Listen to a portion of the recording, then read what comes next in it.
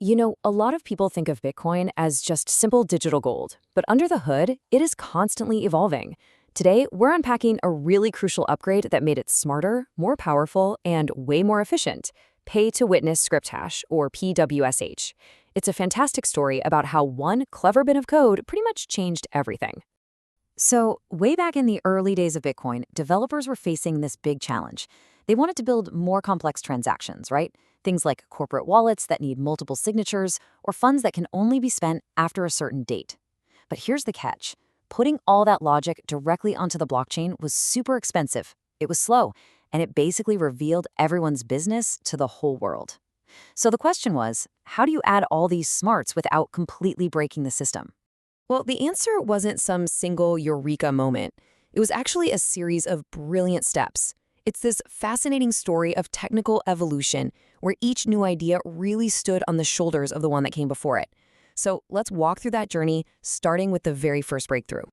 Okay, so the first big idea, the first major breakthrough, was a concept called Pay-to-Script Hash, or P2SH. And its core idea was, honestly, elegantly simple. If a script is just too big and complicated, why not just hide it? Think about it. The old way was like broadcasting your entire, super detailed legal contract to the whole world just to set up a payment. It was clunky, but P2SH completely changed the game. Instead of the whole contract, you just broadcast a short 20-byte hash. Think of it like a unique fingerprint of the rules. The full, bulky script, that's only revealed by the person who eventually spends the Bitcoin. This was a huge leap forward, making transactions smaller, more private, and, they all look the same from the outside. All right, so P2SH was a fantastic start, but it wasn't perfect. There were still a couple of nagging problems. For one, transaction fees were still pretty high for these complex scripts. And two, there was this tricky bug called malleability, where transactions ID could actually be changed after it was sent. That created total chaos for services built on Bitcoin. The solution to both of these problems? Well, that was the next chapter in our story, the Segregated Witness Upgrade, or SegWit. What made SegWit so smart was how it totally reorganized a transaction. It took all the signature data, the witness that proves you own the funds, and moved it out of the main transaction data into its own separate space. Now, this might seem like a small change, but it had two enormous benefits.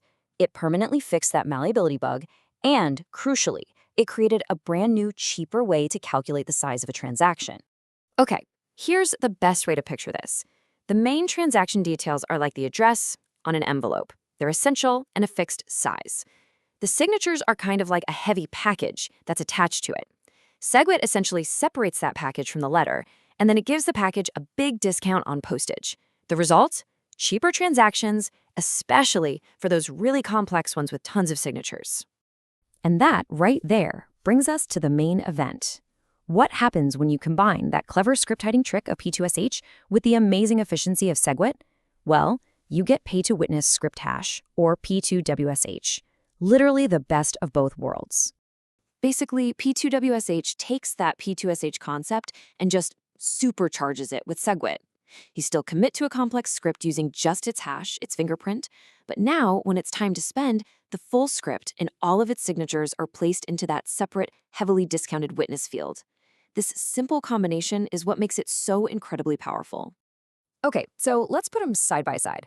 Both P2SH and P2WSH can handle complex scripts. That's their shared superpower.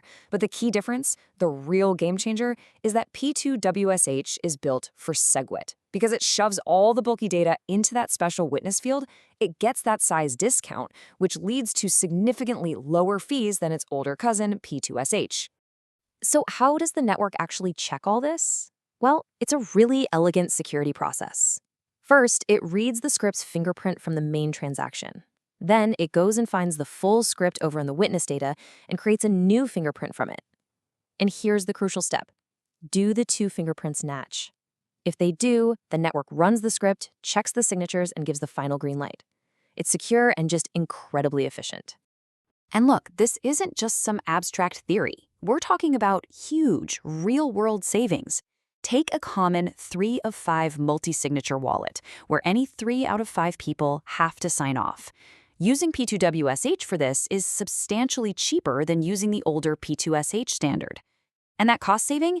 It comes directly from that witness discount we've been talking about. Okay, but there's always a catch, right? When you introduce a powerful new upgrade like SegWit, you hit a new problem. How do you get everyone on the entire network to actually adopt it? Not all wallets and services upgrade at the same time, and this is where the developers came up with a truly clever solution. The solution they came up with was called Nested SegWit, and it was, frankly, a brilliant compatibility hack. It essentially wrapped a new, efficient SegWit transaction to make it look like an old P2WSH transaction. It's like putting a modern electric engine inside a classic car. From the outside, it looks familiar to everyone, but under the hood, it's running on brand new, powerful technology. And this compatibility was the absolute key to getting everyone on board quickly. An old wallet that only understood addresses starting with a 3 could now send funds to a cutting-edge SegWit wallet without any errors. The user wouldn't have a clue anything was different. This bridge was absolutely vital for a smooth transition across the entire Bitcoin ecosystem. All right, so we've gone through hashes, witnesses, and these clever nested formats. Let's zoom out for a second. Why is all this? Why is P2WSH such a big deal for Bitcoin? What is its lasting legacy? The impact of this evolution really can't be overstated. First, by lowering fees, it made advanced smart contracts economically viable on Bitcoin for the very first time. By fixing that long-standing malleability bug, it provided the stable foundation needed for second-layer technologies like the Lightning Network to really take off. And ultimately, P2WSH wasn't an endpoint. It was a new beginning, paving the way for even more advanced upgrades down the line, like Taproot. It all comes down to this. As one developer put it, P2WSH represented a significant step forward. It wasn't just some minor tweak, it was the synthesis of two incredibly powerful ideas that fundamentally expanded what Bitcoin could do. It proved Bitcoin could get more powerful and more efficient all at the same time. That was a huge moment for the protocol's development. And all of this really leaves us with one big, fascinating question. Innovations like P2WSH are the foundational layers. They're the bedrock upon which new technologies are built. They make the entire network stronger and more flexible. So the real question isn't just what P2WSH did for Bitcoin's past, but what new, completely unimagined applications it will enable for Bitcoin's future. Thanks for joining this explainer.